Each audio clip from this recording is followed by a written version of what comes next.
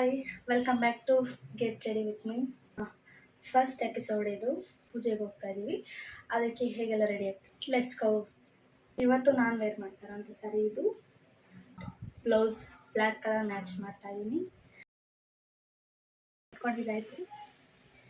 ಸ್ವಲ್ಪ ಫೇಸಿಗೆ ready ಆಗ್ಬಿಡೋಣ. ಫೇಸಿಗೆ ready ಆಗೋಕ್ಕೂ ಮುಂಚೆ ಬ್ಯಾಕ್ಗ್ರೌಂಡಲ್ಲಿ ಒಂದು ಮ್ಯೂಸಿಕ್ ಇದ್ರೆ ಹೇಗಿರುತ್ತೆ.